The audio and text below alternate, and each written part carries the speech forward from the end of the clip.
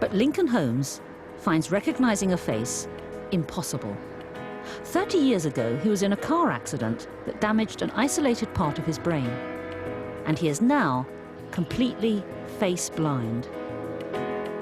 On those moments when I am suddenly alone and I don't know where anybody that I'm with is, there can be a surge of fear, and it's lonely in that sense. The very thought of something so basic as recognizing faces being lost is not only hard to imagine, but it's pretty scary. What's that? That's a key. Great.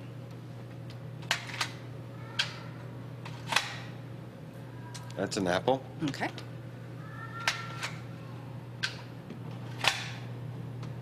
That's a plate setting with a knife, fork, and spoon on a plate. All right. Who is it?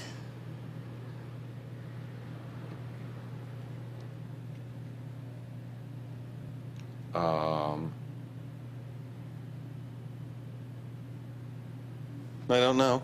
I don't know. Okay. Young woman, old woman?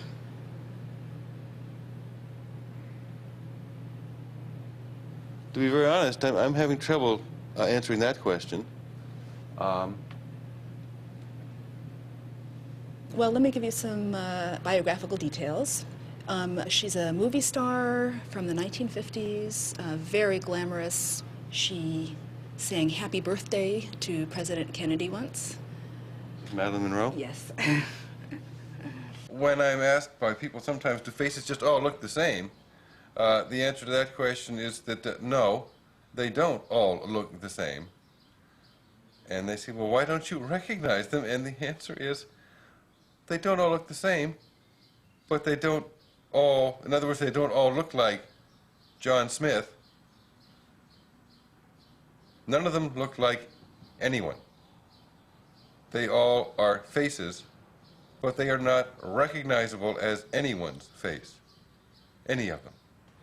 He sees the skin, he can see the texture of the skin, he can see the individual features fairly well. But what he doesn't see is the totality of the face. He can't simultaneously apprehend all of those different parts together. And that's what we have to do to be able to recognize a face. It's hard to imagine what Lincoln is actually seeing when he looks at a face. It seems that his brain is not allowing him to put all the pieces of the puzzle together. Instead, he is confronted with a jumbled up mixture of features which he cannot connect with even the most familiar of faces.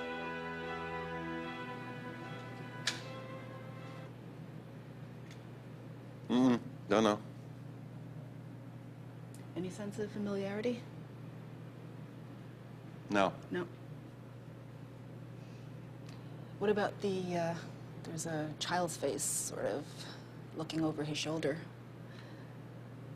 Any familiarity there?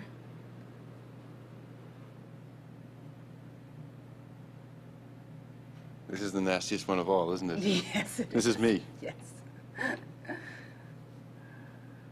How do you feel looking at a picture of your own face and not recognizing it? For me, it is a face. It's not my face. It's a face.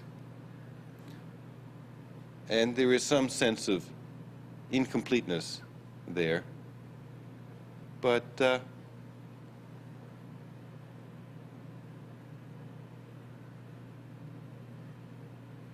so be it.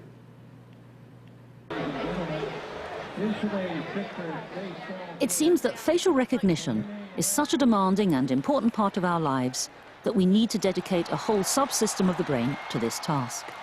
And the work with Lincoln suggests that this face area plays no role in recognizing any other type of object.